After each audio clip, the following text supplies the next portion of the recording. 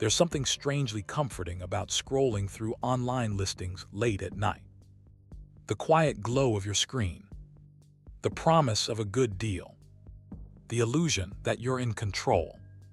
But what most people don't realize is that sometimes when you're browsing, someone else is watching too. It started with a girl named Elena. She was 22, living alone for the first time in a small apartment on the edge of the city. Not exactly unsafe, but not the kind of place where you'd leave your doors unlocked either. Her apartment felt empty. Not physically, there were boxes, a mattress, a folding table, but emotionally, it didn't feel like asterisk home yet. And that's why, one quiet evening, wrapped in a blanket with her laptop resting on her knees, she opened Craigslist. At first, it was just casual scrolling. Tables, chairs, lamps. Nothing that really caught her eye. Until she saw it. A couch. It looked perfect. Soft gray fabric, minimalist design, clean lines. The kind of couch you'd see in a Pinterest post titled *Cozy Apartment Goals. And the price? Almost suspiciously low. Elena leaned closer to her screen, squinting slightly. She clicked on the listing. More photos loaded. Different angles. Different lighting. It looked real. Too real. Her instincts whispered something quietly in the back of her mind. This feels off. But logic stepped in quickly. Maybe they're just moving. Maybe they need it gone fast. Maybe you just got lucky. She checked the contact details. An email. No phone number. No full name. Just a strange-looking email address. She hesitated. Her fingers hovered over the keyboard. Then she typed, "Hi, is this still available?" The reply came faster than she expected. Almost instantly. "Yes, still available. When can you take it?" Elena frowned. That was quick. Too quick. She typed back, asking a few basic questions. Condition, pickup details, whether the price was negotiable. The responses came just as fast. Short, direct, almost impatient. Then came the message that made her pause. "Give me your address, I will bring it." Her stomach tightened. No. That didn't feel right. She replied carefully, "I'd prefer to pick it up myself." A few seconds passed. Then a new message appeared. "No, I deliver, send address." This time, it wasn't a suggestion. It felt like a demand. Elena stared at the screen. Her heart rate had subtly increased, though she couldn't explain why. It's just a couch, she told herself. Just a seller. Just a normal interaction. But something about the tone. It felt wrong. She didn't reply. She closed her laptop. And for a moment, she just sat there in silence. The room suddenly felt quieter than before. The next day, she tried to forget about it. Went out, got groceries, met a friend for coffee. Normal life. Normal thoughts. Until that evening. She opened her email again. And there it was. Another message. From him. "Here is my address, come today." No greeting. No explanation. Just an address. Elena felt a strange mix of relief and curiosity. At least now she had control. She could go there. See the couch. Leave if something felt off. Simple. Right. She checked the location. Not too far. A quiet residential area. She hesitated again. But this time, curiosity won. About an hour later, she grabbed her keys and stepped out into the evening air. The sky was dimming, painted in shades of orange and fading blue. As she drove, the streets became quieter. Houses spaced farther apart. Fewer people. Fewer lights. By the time she reached the address, the sun had almost disappeared. The house stood there, slightly apart from the others. Not abandoned, but not welcoming either. The paint was dull. The windows were dark, and the front yard strangely empty. Elena parked her car slowly. Her fingers tightened slightly around the steering wheel. "You're overthinking this." She stepped out, walked up to the front door, and knocked. For a moment, nothing. Then, footsteps. Slow, heavy. Getting closer. The door creaked open. A man stood there, middle-aged, wearing a cap pulled low over his eyes. A smile stretched across his face, but it didn't reach his eyes. "Elena?" he asked. Her stomach dropped. She never told him her name. "Yeah," she replied quietly. "Come in," he said, stepping aside. She hesitated, just for a second. Then she walked in. The air inside the house felt stale, like it hadn't been properly ventilated in a long time. He led her into the living room. And there it was. The couch. But the moment she saw it, something felt wrong. Up close, it didn't look like the photos. Not even close. The fabric was worn. There were scratches along the sides. Small tears in the cushions. This wasn't the same couch. Or at least, it didn't feel like it. Elena turned to him. "This doesn't look like the pictures," she said. The man smiled again, wider this time. "I can lower price," he said. "No, I think I'll pass." She stepped back, toward the door. And that's when it happened. He moved closer. Too close. His hand rested gently on her shoulder. "If you want," he said slowly, "you don't have to pay." Elena froze. The silence in the room became suffocating. "What?" she whispered. His grip tightened slightly. "We can make another deal." Her heart slammed against her chest. Without another word, she pulled away. Hard. She rushed toward the door, her footsteps echoing loudly against the floor. Behind her, she could hear him. Not chasing. Not yelling. Just standing there. Watching. She got into her car and locked the doors instantly. Her hands were shaking. As she drove away, she didn't look back, but something deep inside her told her this wasn't over. That night, the world outside her apartment was quiet. Too quiet. Elena lay in bed, the soft glow of the TV flickering across the room, trying to distract herself, trying to forget, but her mind kept replaying it. The smile, the voice, the way he said her name. And then, she heard it. A sound. Footsteps. Slow. Heavy. Coming from outside. Her body went still. The TV continued playing in the background, but her focus had shifted completely. Another sound. The faint metallic rattle of a doorknob. Her front door. Someone was trying to open it. Her breath caught in her throat. She slowly reached for the remote. Muted the TV. Silence. Then again. Click, click, click, asterisk. The doorknob. Turning. Her heart was pounding so loud, she was sure whoever was outside could hear it. She slid out of bed quietly, step by step, moving toward the door. Every inch felt heavier than the last. She reached the peephole, looked through it. Nothing. The hallway was empty. But then, from outside, another sound. The back gate. Opening. Closing. Elena stumbled back, grabbing her phone with trembling hands. 911.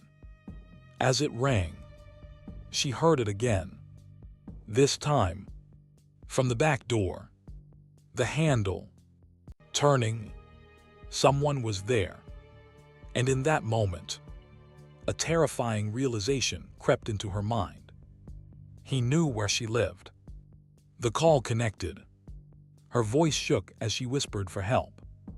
And just as suddenly as it started, the sound stopped. Silence returned. But it didn't feel peaceful anymore. It felt like something had been there and simply chose to leave.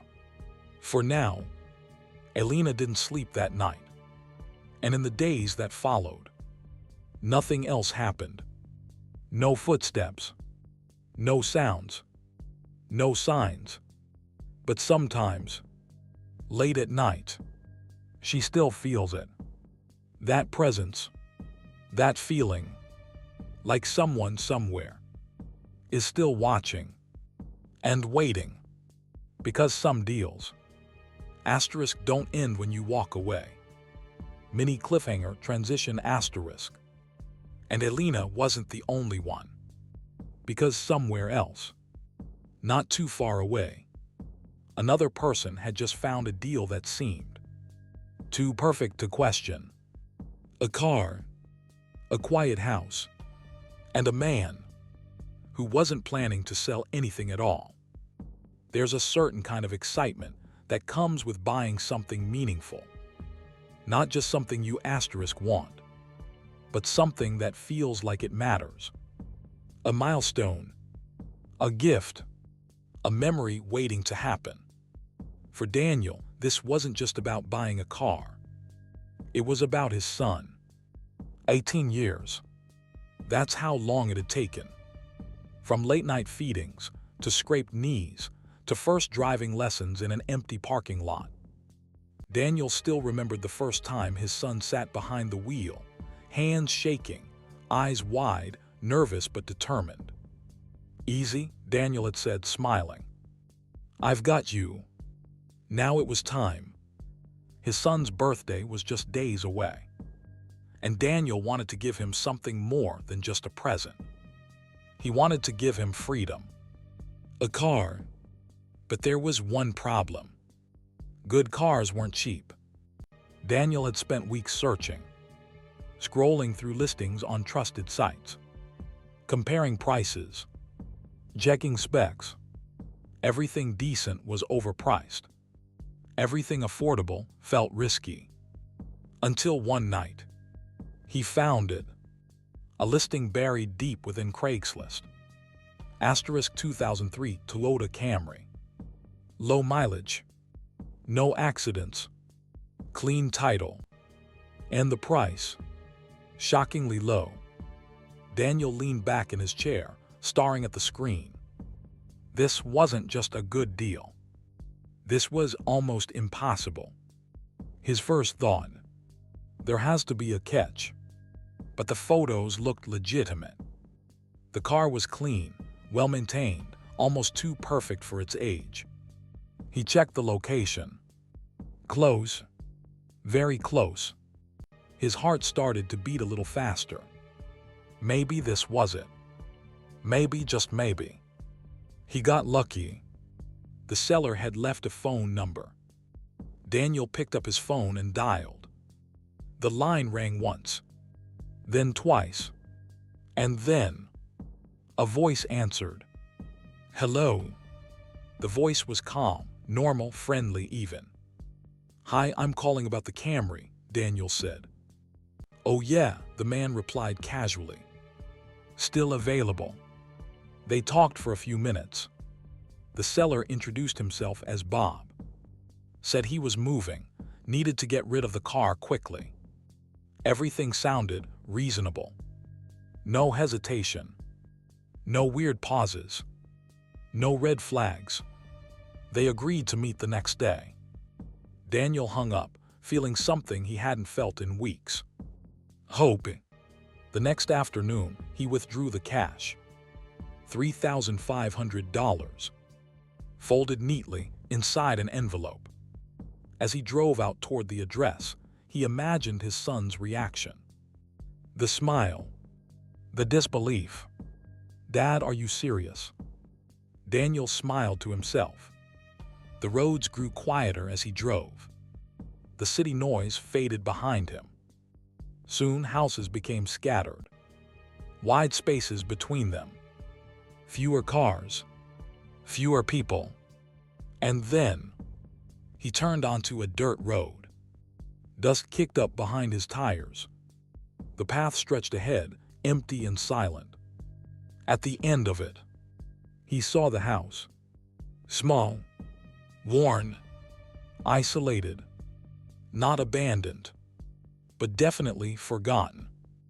Daniel parked the car slowly. Something felt off.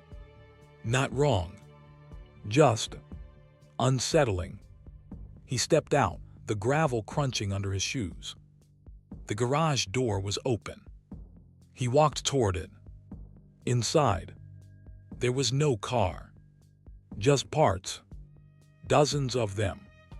Engines, tires, doors, tools scattered everywhere. But no Camry. Daniel frowned. Maybe it was parked somewhere else. He stepped back and looked around. The only vehicle on the property was an old pickup truck, rust creeping along its edges. His chest tightened slightly. Okay, maybe it's in the back. He walked toward the front door. Checked the address again. It matched. He knocked. No answer. He knocked again. Harder this time. Still nothing. A strange silence hung in the air. Then, a sound. Faint. A phone ringing.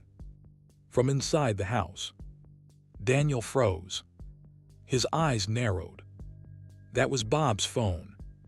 He knew it. Which meant he was inside and ignoring him. A cold unease began creeping up Daniel's spine. "Hello," he called out. No response. The silence grew heavier. At this point, most people would leave. But Daniel didn't. Because he wasn't just thinking about himself. He was thinking about his son. So he did something he would later regret deeply. He walked toward the side of the house. There was a window. He stepped closer, pressed his face slightly toward the glass. Inside, it was dark, hard to see. But slowly, shapes began to form. A table, chairs, old furniture, and then something else. At the far end of the room, near the back door, a figure, standing still, facing outward. Daniel felt a small wave of relief. "Hey," he called, tapping on the glass. No movement. "Hello." Still nothing. The figure didn't react, didn't flinch, didn't breathe. Daniel's relief turned into confusion. Why wasn't he responding? Was he deaf? Asleep? Or something else? Daniel's heart started beating faster. He moved away from the window, walked around toward the backyard. Each step felt heavier than the last. The air felt different here. Colder. Still, he approached the back door slowly. The figure was still there, standing in the same position, unmoving. Daniel got closer, closer, until he could finally see it clearly. And in that moment, everything inside him dropped. It wasn't a man. It wasn't even alive. It was a body, preserved, stuffed, a human figure, turned into something unnatural, frozen in place, staring out into nothing. Daniel stumbled backward, his breath catching violently in his throat. What the hell? His mind struggled to process what he was seeing. This wasn't real. This couldn't be real. And then, a sound. Behind him. A faint movement. Daniel turned sharply. Nothing. But something felt wrong.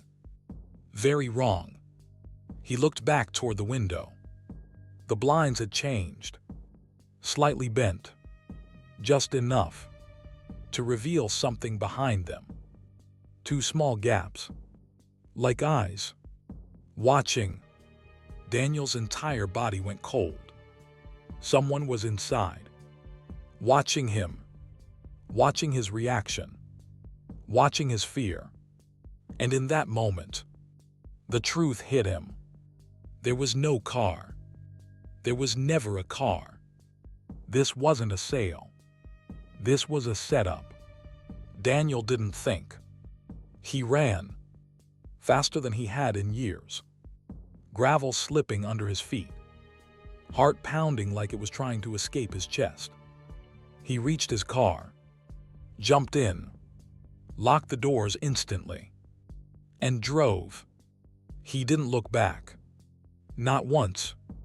The road blurred beneath him as he sped away. His hands trembled on the wheel. His mind replayed it over and over again. The figure. The silence. The eyes behind the blinds. And one thought echoed louder than everything else. If he had stayed, he might not have left.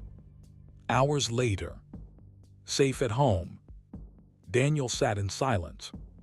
The envelope of cash still untouched beside him. His son knocked on the door. "Hey, did you find something?" Daniel looked up. For a moment, he couldn't speak.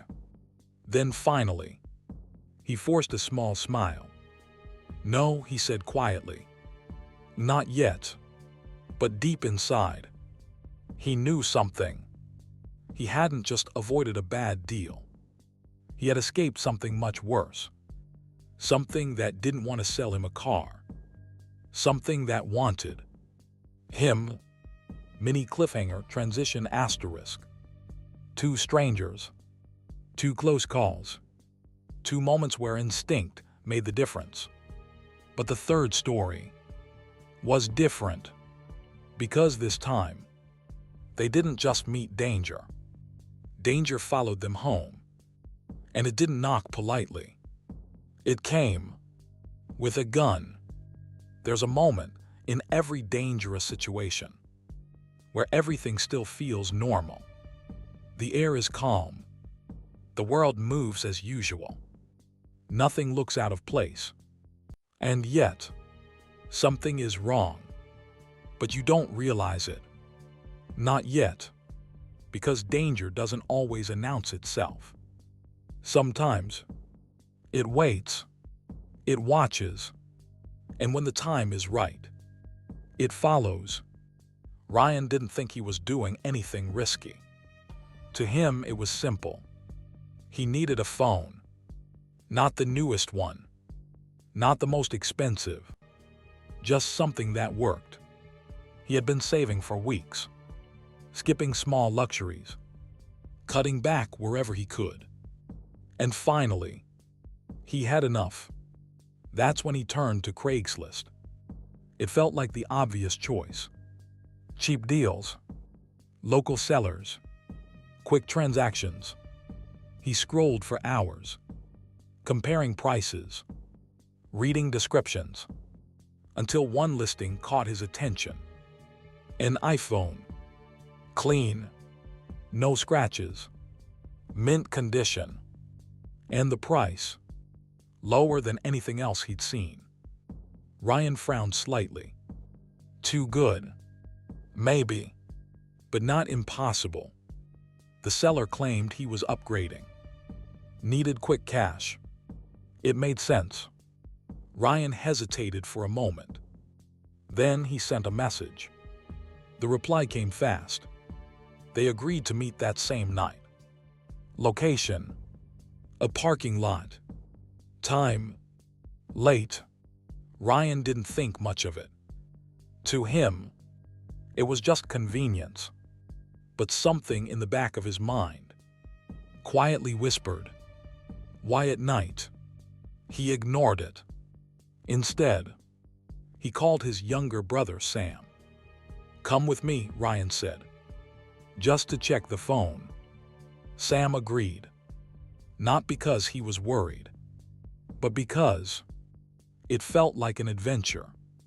Later that night, they pulled into the parking lot. The place was almost empty. A few scattered cars, dim lights flickering overhead, and silence, the kind of silence that makes every small sound feel louder. Ryan parked, turned off the engine. For a moment, they just sat there, waiting.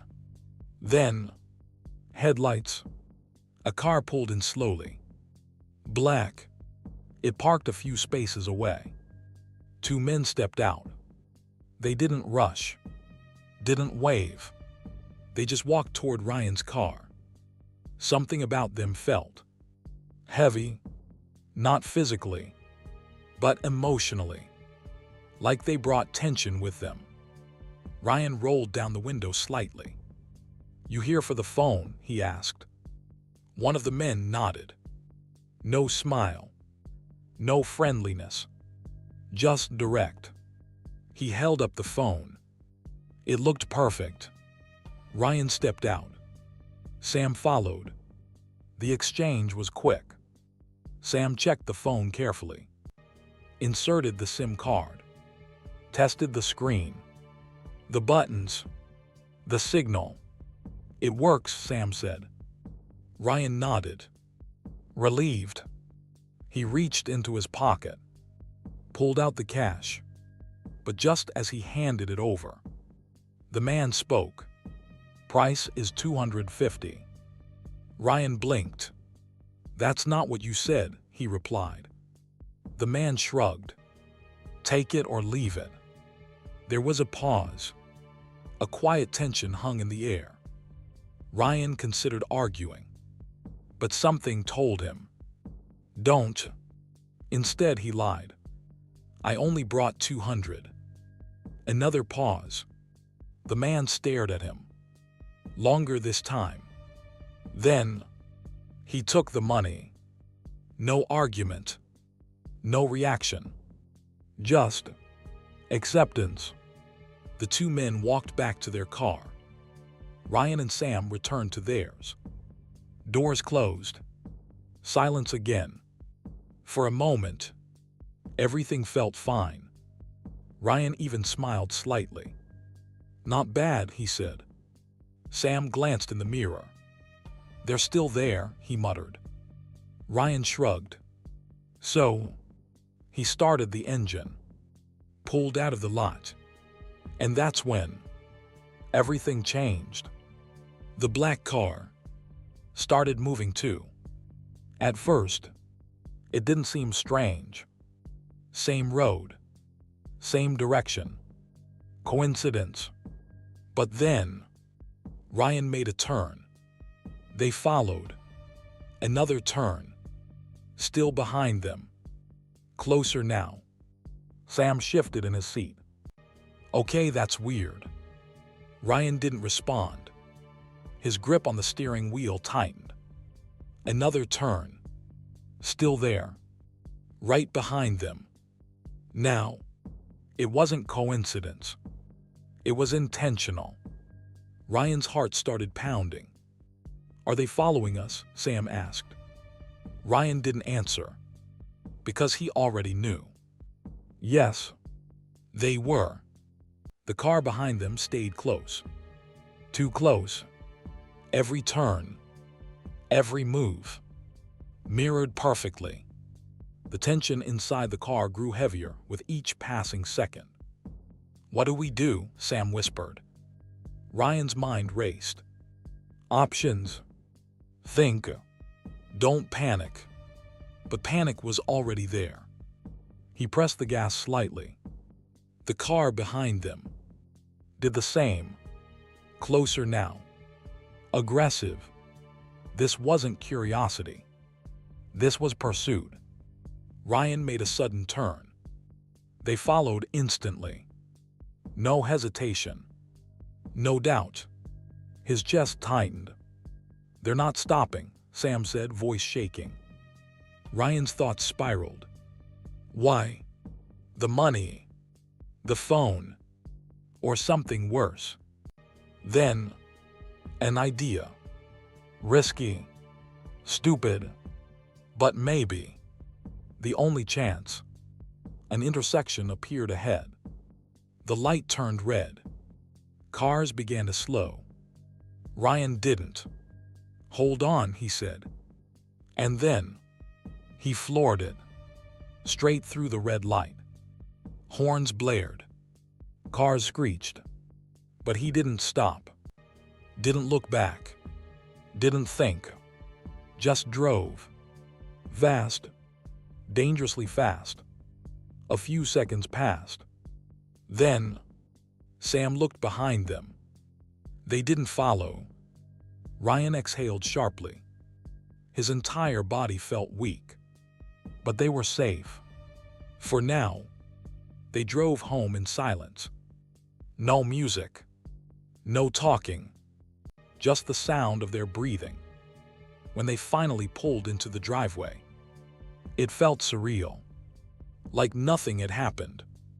But everything had. Inside the house, their parents were asleep. The world was calm again. Too calm.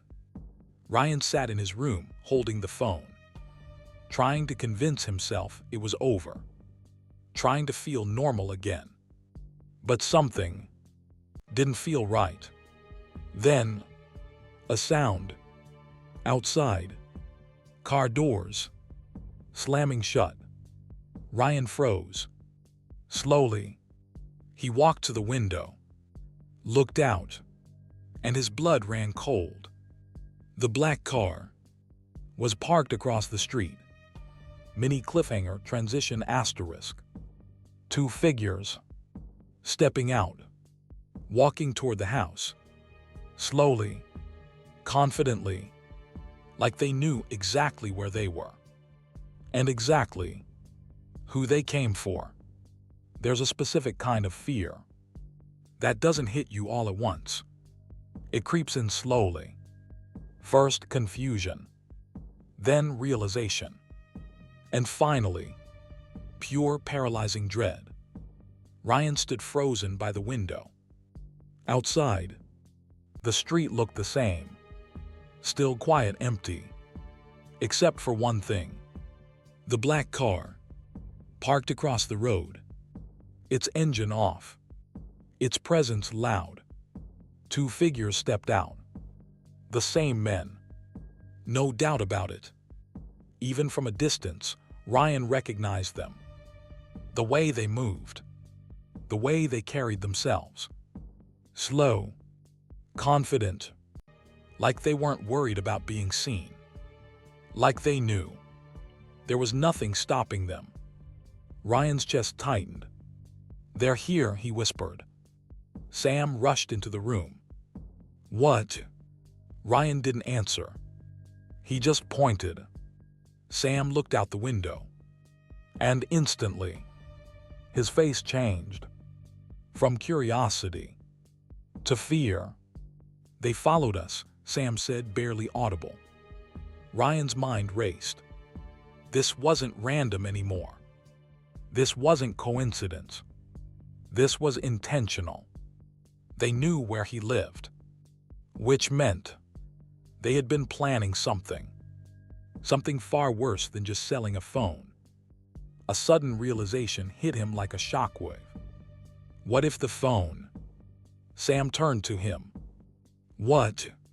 Ryan swallowed hard. What if that wasn't the point? Silence filled the room.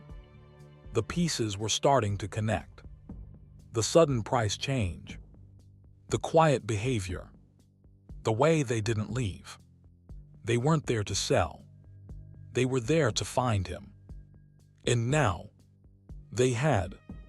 Outside, the two men crossed the street. Step by step. Closer. Closer. Ryan's heart pounded louder with every second. "We need to tell Dad," Sam said. Ryan nodded. They moved quickly. Down the hallway. Into their parents' room. "Dad," Ryan whispered urgently. His father woke instantly. Years of instinct kicking in. "What's wrong?"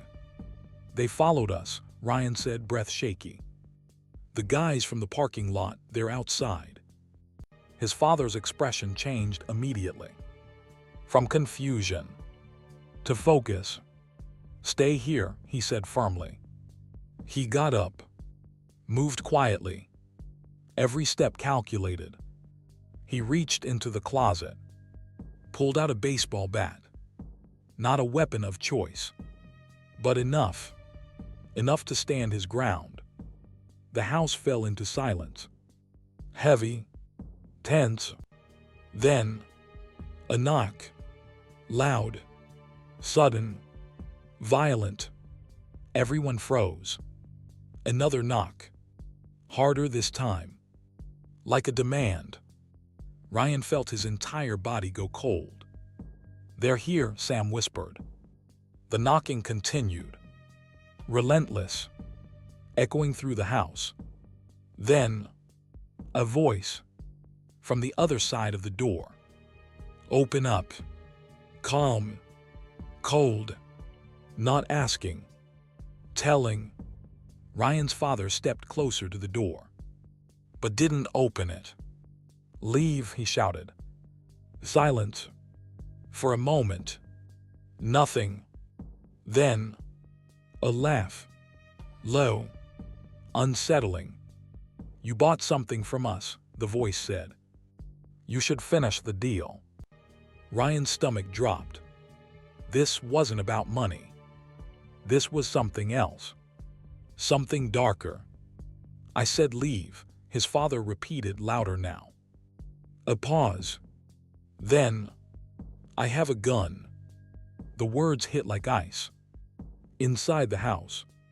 Time stopped. Ryan's hands trembled. Sam stepped back instinctively. Their father didn't move. Didn't flinch. "Call Joe," he said quietly to Ryan. Ryan nodded. Joe, their neighbor. A police officer. Just 2 houses down. Ryan grabbed his phone with shaking hands. Dialed. Outside. The silence returned. Too quiet. Too still. Then, a sound. Soft. Sharp. Ryan flinched. A small hole appeared in the door. Wood splintered outward. A bullet. Just inches from where his father stood. Sam gasped. Ryan's heart nearly stopped. This was real. This wasn't intimidation. They were willing to shoot. His father stepped back quickly. "Get down," he hissed. Ryan crouched low. Phone still pressed to his ear. "Joe, please, they're here," he whispered desperately. Outside. Footsteps. Shifting. Waiting. Like predators. Circling. Inside. Every second stretched into eternity. Then, a voice. Loud. Commanding. "Police, drop your weapons." Relief hit like a wave. Ryan's chest heaved. Outside. Chaos. Shouting. Movement. Then, silence. Minutes later, the door opened. Not by them, but by safety. Joe stood there, gun drawn, eyes sharp. Behind him, the 2 men. On the ground, handcuffed. Everything ended as suddenly as it began. But the feeling didn't leave. It stayed. Long after the police cars disappeared. Long after the house returned to silence. Ryan sat in his room again. The phone still in his hand. But now, it felt different. He stared at it. Not with excitement, but with unease. because now he understood something. This wasn't just a purchase. It was a doorway, and he had stepped through it, without knowing what was waiting on the other side. Mini cliffhanger transition asterisk. 3 stories, 3 encounters, 3 moments where ordinary people came face to face with something they never expected. But here's the part no one talks about. Because these stories aren't just about Craigslist. They're about something deeper, something hidden, something that exists everywhere. And in the final part, you're going to see the pattern, the warning signs, and the terrifying truth behind it all. There's a question people often ask after hearing stories like these. How does this even happen?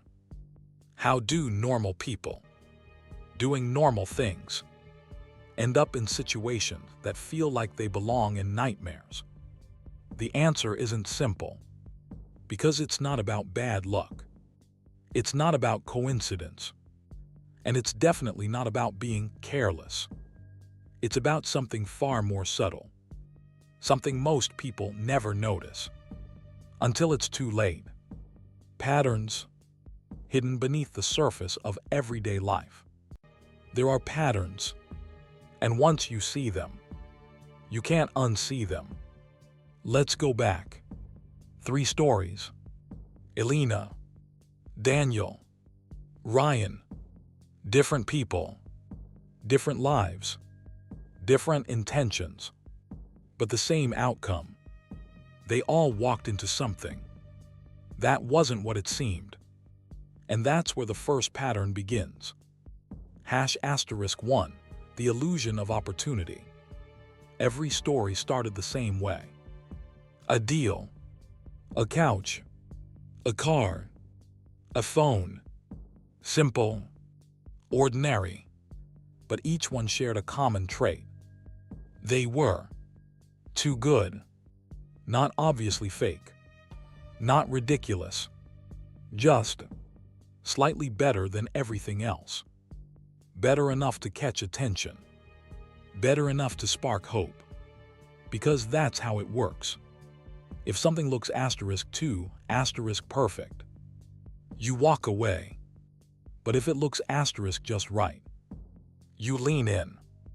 And that's exactly what happened. Elena ignored her discomfort.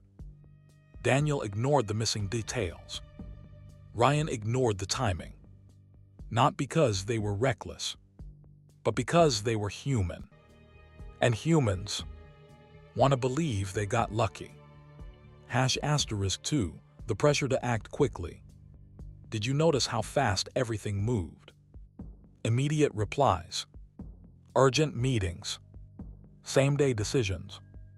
No time to think, no time to question. Because hesitation is the enemy of deception. Elena was pushed to give her address. Daniel was encouraged to come quickly. Ryan was rushed into a late-night meeting. Every second they didn't think was a second closer to danger. And the scariest part, it didn't feel like pressure. It felt like convenience. *3. The controlled environment. None of these meetings happened in truly safe places. A quiet house, an isolated property, a nearly empty parking lot. Locations chosen carefully. Not random, not accidental. Because control matters. When someone controls the environment, they control the situation. Elena was alone in a stranger's house. Daniel was isolated with no witnesses. Ryan was outnumbered in the dark. And in each case, help was far away. Or at least, it felt that way. *4. The shift. This is the moment where everything changes. The moment when something subtle becomes undeniable. For Elena, it was the hand on her shoulder. For Daniel, It was the unmoving figure. For Ryan, it was the car that didn't stop following. The shift is important because it's the last chance, the last moment where instinct screams, "Leave." And thankfully, they did. But not everyone does. And that's the part most people don't think about. **5, the intention. This is the darkest part of all. Because once you strip everything away, the deals, the excuses, the setup, you're left with one question. What did they really want? Not to sell a couch, not to sell a car, not to sell a phone. So what was it? Control, power, opportunity, or something worse? The truth is, we don't fully know. And maybe that's what makes it so terrifying. Because the unknown is always more dangerous than the known. The reality we ignore. Here's the uncomfortable truth. These stories aren't rare. They don't just happen in dark alleys, or abandoned places, or faraway towns. They happen everywhere, every day. People connect with strangers online.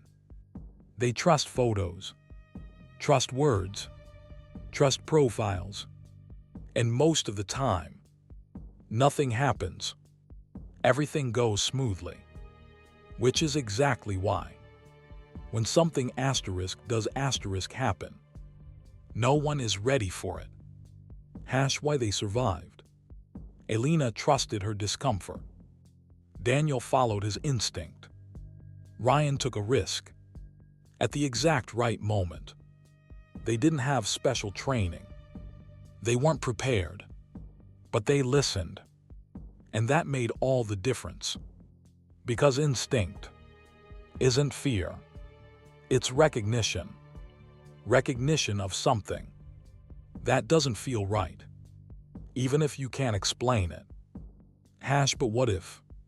What if Elena had stayed? What if Daniel had knocked one more time? What if Ryan had pulled over? These aren't just questions. They're possibilities. Paths that almost happened. Endings that were. Just one decision away. The final thought *. Next time you scroll through listings, late at night, looking for something simple, something harmless, ask yourself, who's on the other side of this? Because sometimes, it's not just a seller. Sometimes, it's someone watching, waiting, hopping. You'll take the deal. Not every offer is meant to be accepted. Some are meant to test whether you'll walk away.